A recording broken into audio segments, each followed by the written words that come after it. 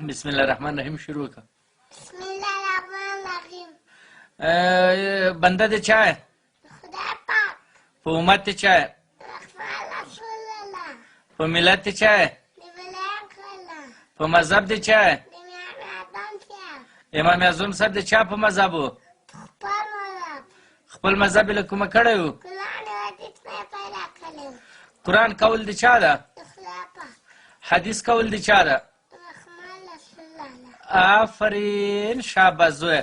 ښه، او د اسلام څو بنا دي؟ پنځه. آفرین. اوله، کلمه. دوم، مونځ.